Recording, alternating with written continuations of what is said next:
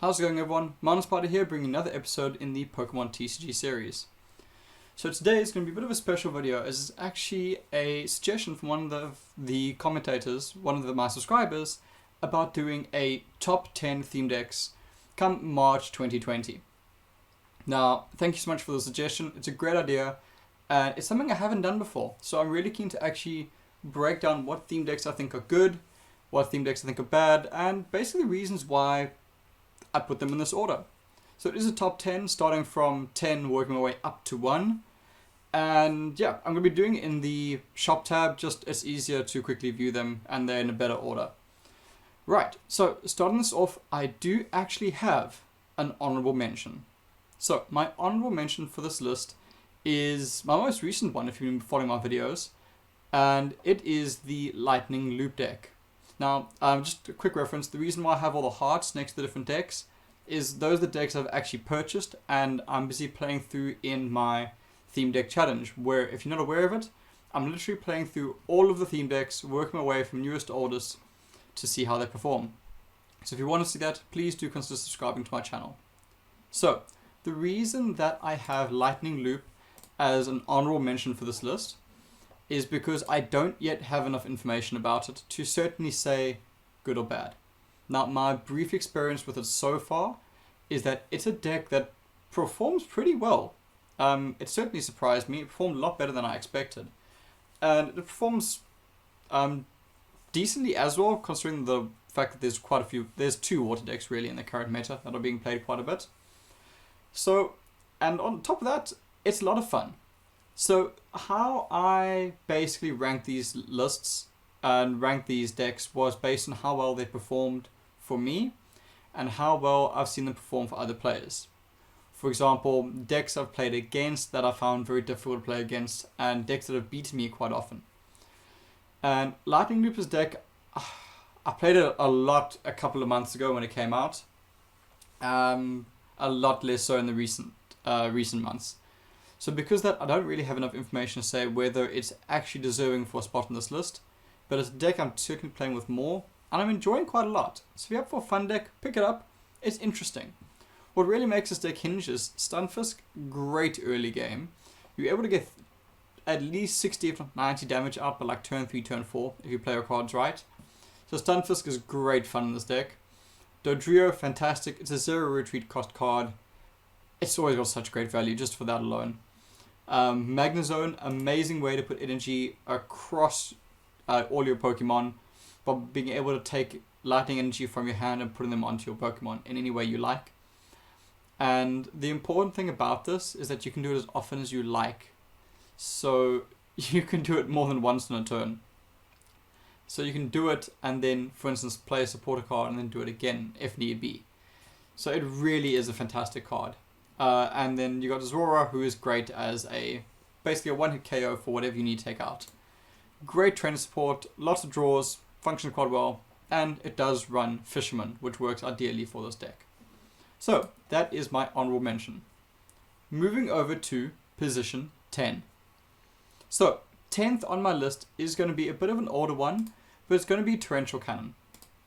Now, I actually ranked this higher on my list at first, and after I decided to play with the deck a few times before actually releasing this list, and I ended up dropping it down quite a bit. The reason for that is, honestly, I remember it being better, and it doesn't really hold up as well as it used to. What makes this deck really function really well is Blastoise is able to search through the top of your deck and bring out energies. But now, the problem with this deck is it plays very, very slowly. I found it very difficult to really get the pressure on quickly with this deck. And like, it's got good mid-game cards. Golduck, pretty good mid-game card. Pidgeot works decently for the mid-game. But the problem is you end up finding yourself relying on Blastoise as both your support and your main damage dealer. And it puts the deck in a very awkward position. So because of that, I found this deck played quite slowly. And in the current meta, that doesn't work too great. But overall, it's still a decent deck. It's a lot of fun to play with. It's a water deck which does work quite well in the current meta because of the number of fire decks. Overall, it's decent, but not great. Now, moving over to number 9, we see ourselves looking at one of our new Sword and Shield decks, which is the Rillaboom deck. Now, I know position 9 does seem quite bad for a brand new deck. I found this a very difficult deck to rank because I feel like it has a lot of potential and it does actually perform pretty well.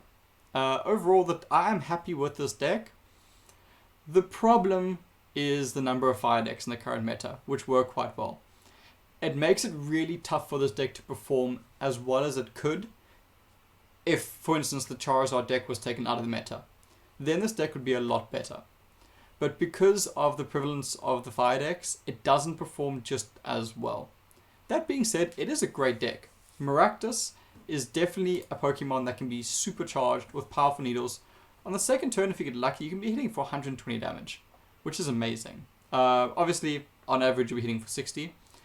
But if you're able to charge it up quite nicely with an Eldegoss early on, which is a fantastic support Pokemon, that Maractus can actually be dishing out consistently 120 damage, which is really good. This deck overall performs very, very well because it's got great supporter cards in the sense of Whimsicott and Eldegoss.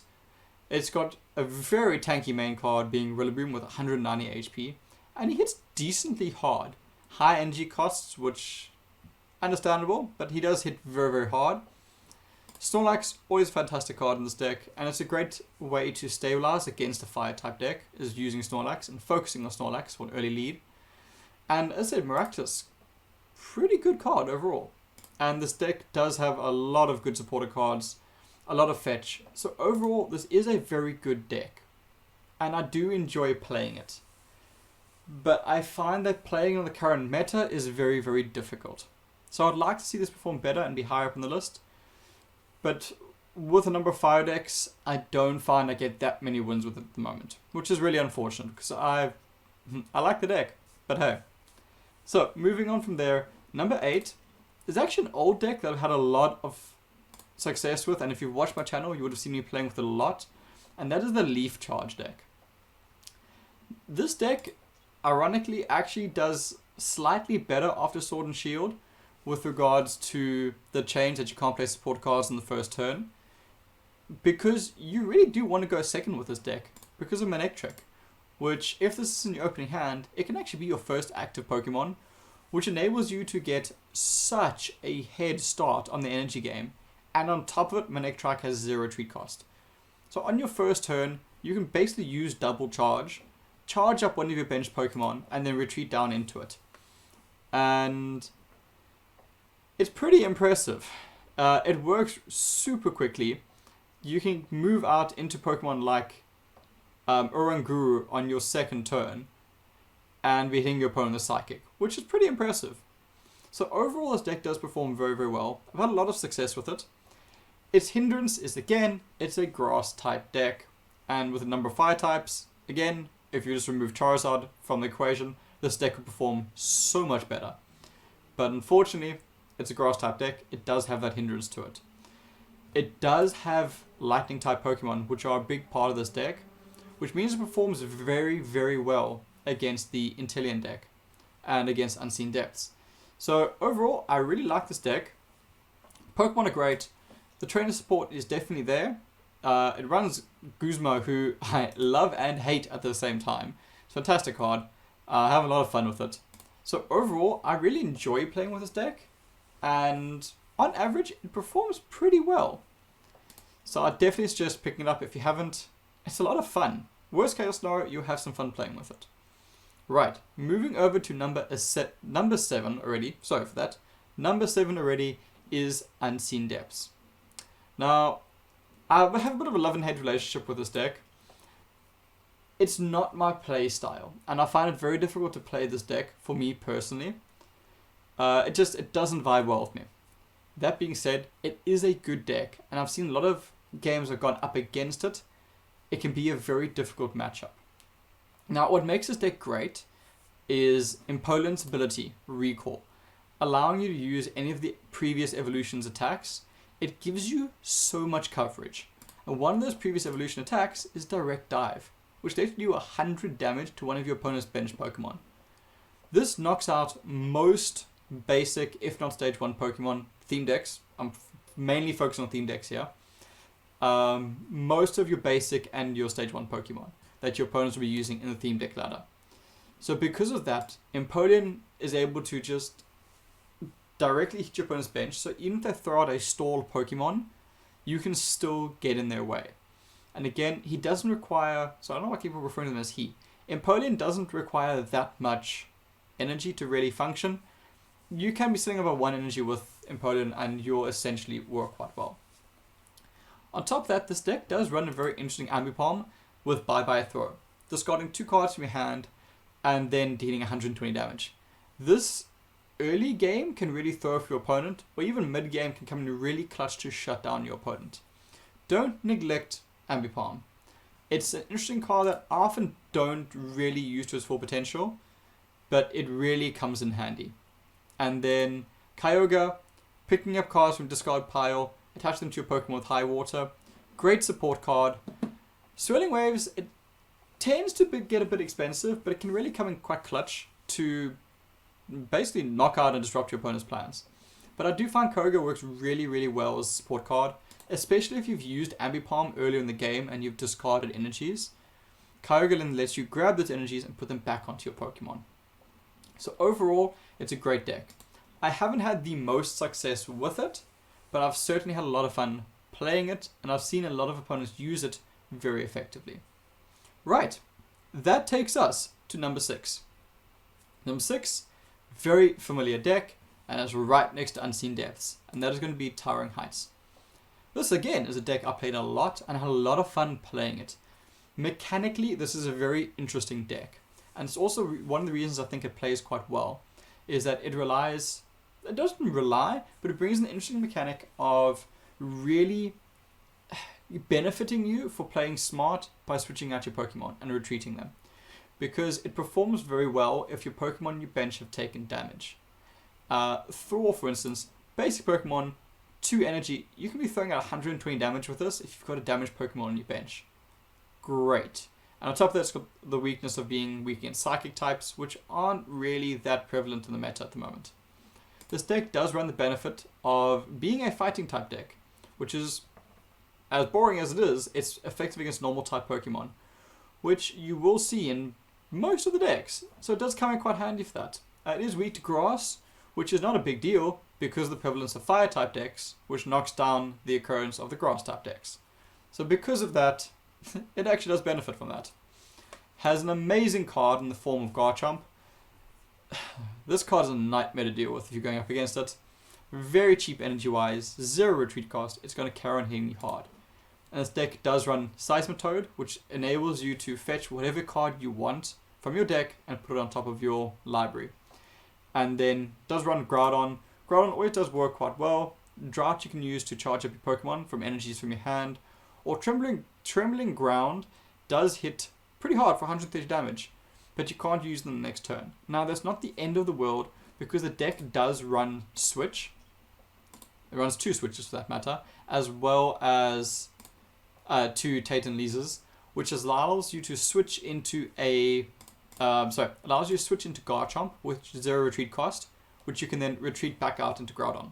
So you can constantly use, well, not constantly, but you can use Trembling Ground for a second time if you use that Twitch mechanic. So keep it in mind if you're running Towering Heights. I've had a lot of fun playing this deck and a lot of success.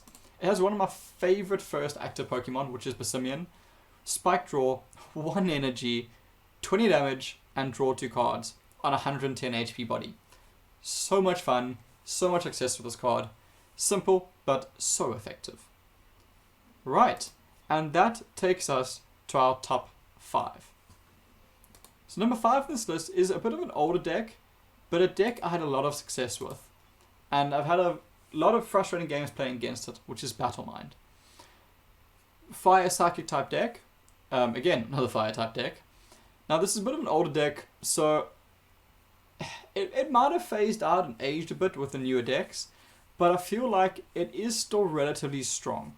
Now the linchpin of this deck, really, as great as Mewtwo is, it really does come down to Incineroar. And getting Incineroar out very quickly for its strong cheer ability, which enables the rest of your Pokemon's attacks to be dealing 30 extra damage. Now, it's not a lot, but it adds up and enables you to really stomp your opponent in the mid-game. I mean, even cards like Salazzle, you're able to get great card advantage by using Rose Reveal. And Combustion, if you've got your Incineroar down, you're dealing 90 damage, which is respectable. Same with Mewtwo. The Pokemon ability allows you to put a supporter card from your discard pile on top of your deck, which means it's your next draw. Always useful. And then Psyshock, no weakness resistance, straight 100 damage. If you've got strong cheer out, if not, 70, which is a bit less. Great. Overall, I had a lot of success with this deck and a lot of fun playing with it. And it's a deck I actually want to pick up playing again because I feel like it has a lot of potential. It does run Welder, which is by far one of the most broken cards out there. If you're not aware of it, it's attach 2 Fire Energy cards from your hand to one of your Pokemon. If you do so, you draw 3 cards, which is just amazing. Absolutely amazing. But anyway, I mean, yeah. I don't think that you need to even say anything about that. It's so great. So Battleman, definitely an older deck, but a deck I had a lot of fun with and a lot of success with. So again, it's a deck that if you don't have, it's a great deck to pick up. It's got Mewtwo. I mean, come on, who doesn't love Mewtwo? Might be a little favoritism right there. And that takes us to our number 4 slot. And number 4, picking up a deck I had a lot of success with, and one that just narrowly missed top 3, and that is Laser Focus. Now, I feel like this deck, even though it's an older deck, is still relevant in today's meta. It plays quick, which is seriously a huge aspect that makes this deck good. It's the fact that it plays very, very quickly. Malamar enables you to take energies from your graveyard, discard pile, and put them back onto your bench, which allows you to charge up your Silvalies, charge up your Gumshoosers, and charge up your Necrozmas very, very quickly. And the deck does run Mysterious Treasure, which enables you to basically fetch Necrozma, or fetch yourself a Malamar. And again, Spirit, first contact, search deck for 3 basic Pokemon and put them onto your bench. This sorts yourself out because you can pull out both Necrozmas and you can pull yourself out an Inkay, which is basically all you ever need to look for. This deck plays fast and plays hard. It doesn't have the most damage. I mean, Special Laser does 160 damage if you're able to get the Weakness Guard energy on it, if not only 100 damage. But this deck does run the benefit of being Psychic, which means the only other deck you really have to worry about is the Charizard deck with Nidoqueen. That being said, it's also great at knocking out Nidoqueen because of that fact. Necrozma, even without the bonus energy, will knock out Nidoqueen in a single attack. And with Weakness Guard energy attached, you won't have to worry about the weakness. Malamar, unfortunately, just won't knock out Nidoqueen, but it will certainly hurt a lot. But Malamar's a card you don't really want to have as your active Pokemon. You really want it just sitting on the bench there and just charging up everyone else. This deck has great switch mechanics, great draw mechanics. It even runs U-turn board, which is fantastic. Overall, I've had a lot of success with this deck. And even recently, I've played against this deck a few times. It's always been tough games. So I feel like this is a deck that's aged very, very well and is still relevant to the current meta. Definitely, even though it's not a top 3 deck, I suggest picking up Laser Focus if you don't already own it. Great old deck that has great coverage to this day. So, moving over to our top 3. Number 3 is actually a newer deck. And to me, it is the Cinderace deck. Now, this is the most successful Sword and Shield deck, in my opinion. It performs a lot better than the Inteleon and the Rillaboom deck. And the reason for that is it can sometimes have a little bit of a slow start, but its mid-game is super strong. It does taper out to get a bit to the late game, if it ends up going that late. But if you're able to capitalize your early to mid-game, it's fantastic. Now, early game, if you're able to start with the Drumper as your first active Pokemon, you're in a very, very good position. Drumper out of the gate hits surprisingly hard, and you might be able to throw your opponent off guard with it. And if not, you got Sudowoodo. These are your 2 active Pokemon that you really want to start with. You want these 2 Pokemon to be the first Pokemon you put down, and they're able to get you there. Sudowoodo gets you great card advantage. You don't really want it later on. And basically, as soon as you can swap it out for Ninetales or Cinderace, you want to do that. This deck is a great way of bringing back energies from discard pile back to your active Pokemon with Flame Cloaks. Both Cinderace and Ninetales runs it. And that enables it just to keep this deck going and to reward you for making smart plays, of switching out, retreating out, and getting other Pokemon out there. Now be careful, the Flame Cloaks don't deal the most damage. So you need to be using it sparingly. But it does enable you to get more out of energies, which is always a good thing. Overall, I've had pretty good success with this deck, around a 70% win rate. Definitely for me the best of the new Sword and Shield decks. No, it's not the best deck out there. But it's a lot of fun to play with, and I feel like it's a good deck. It's not overpowered, but it's a good deck. And I feel like that's what this game needs, is less overpowered decks and more decks that come out and they don't drastically shift the meta. And I feel like this Cinderace deck from Sword and Shield managed to hit the nail on the head with that, in that sense that it's a fun deck to play and it's a good deck to play without being broken. And that takes us to our number 2 position. And number 2 for me is Soaring Storm. There's a lot going for this deck. Strong early game, very strong mid game, and a pretty decent end game if you don't run yourself out of energy. Now, straight up, that is one of the things you need to be very careful of with this deck, is running yourself out of energy. And by playing Dragonite too soon.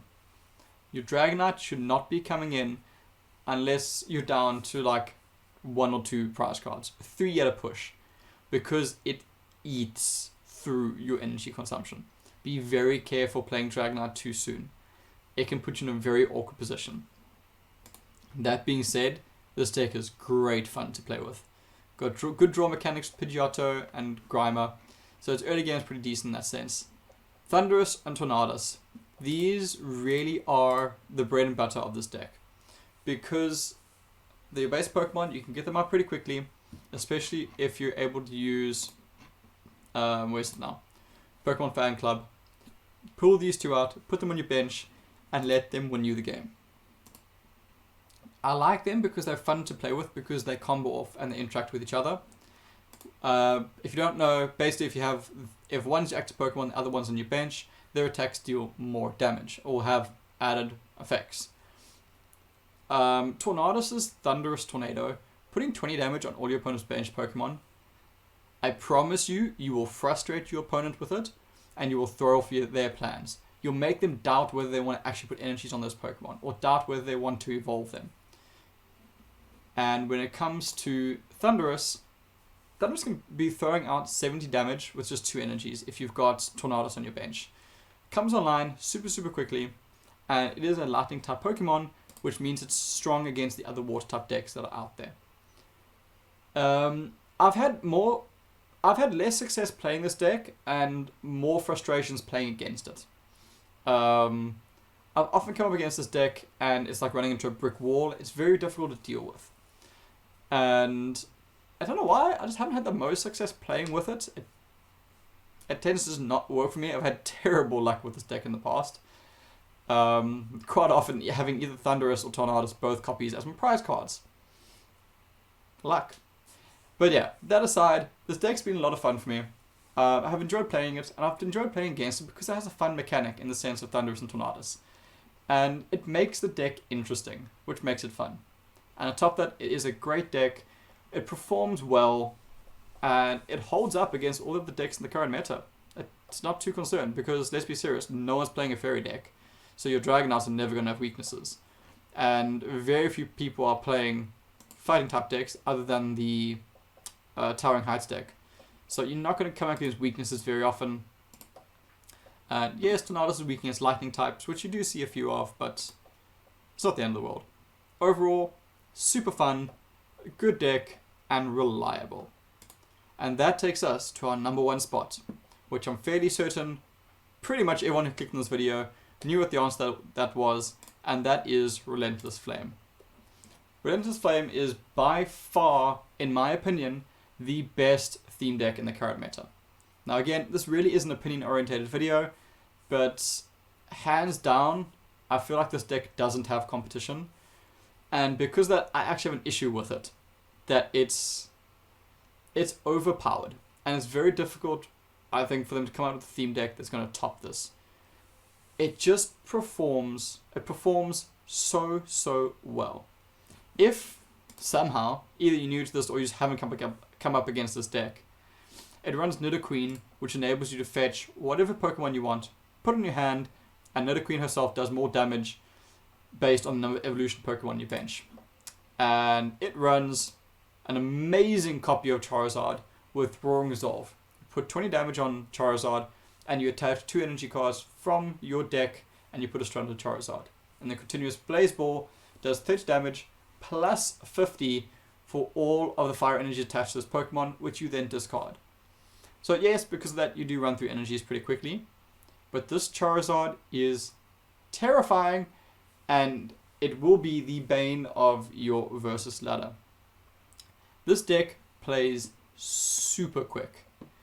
It's got good draw mechanics in the sense of Farfetch'd, good start Pokemon. You really only want to be playing Farfetch'd as your first Pokemon, otherwise it's basically just a sacrifice. It's got a great stall in the sense of Rapidash with agility, 50% chance of not taking damage in the next turn. Thank you. Any day of the week. It's got good trainer support, good fetch mechanics, and it does run Brock's Grit. Brock's Grit makes this deck incredibly frustrating to play against, because even once you've dealt with the Nidoqueens or the Charizards, Brock's Grit can take those cards from your discard pile and put them back into your deck. This is also a great way of keeping the energy in your deck. If you've got 6 energy in your deck, it's not a bad idea to use Brock's Grit to put all that energy back into your deck. From your discard pile, straight back into your deck. There's very little bad to say about this deck, other than it's overpowered. Again, my opinion, I'm sorry if you disagree with that, but I find this very difficult to argue up against this deck being overpowered, because it really is dominating the meta, and a lot of the games you play, you will encounter this deck. Now, that's not to say that it's not possible to beat this deck. You can certainly win against this deck. I've done it countless times. I'm sure many of you out there have done that countless times. Certainly not unbeatable. If you're able to shut down your opponent's Nidoqueens very, very early, so that they can't actually get them out, that's going to go a long way to you winning the game against it. And you've got to play around the Charizards. But overall, you can beat this deck. But it is the best deck in the current meta. If you have not picked up this deck, or if you are new to the game, especially if you're new to the game, I would suggest this deck. For the newer players, it can be a little bit daunting and a little bit difficult knowing what Pokemon to pick up and preserving your evolution Pokemon on your bench. But this deck will perform very well in the current meta, which means that you'll get your 500 Poke Points back in a second, in a day or two with this deck.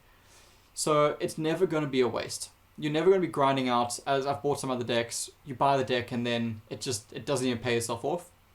This deck will pay itself off and it will get you wins. Hands down, it performs well. It is a super well constructed deck. It's a great theme deck. And because of that, I think it's doing so well, especially at the moment, with the new Sword and Shields that came out, which are good decks. Whereas this Charizard deck is a great deck. And you can see it. And you can feel it when playing as it and against it. You will certainly feel how great this deck is and how well it has been constructed. So, thank you so much for reaching the end of my top 10. Again, this was a personal experiences and a personal opinion video. It's my thoughts on the current meta and my thoughts on what the top 10 is. If you have different ideas, please let me know down in the comments below and give me reasons. Don't just shout out Charizard deck. Let me know why. Why I think my list is correct or incorrect. And if you would change any of the tiers, definitely let me know. I'm always interested in hearing back from everyone. And thanks again to the person who commented to make this video. Again, you know who you are. It was a great idea and I had a lot of fun doing this video and really sitting down and thinking about it. And I really hope it helped some people out there. And as for what is next on my channel, expect to see the Stormcaller deck being played next. I'm really enjoying working my way through all of the decks. I think it's a lot of fun.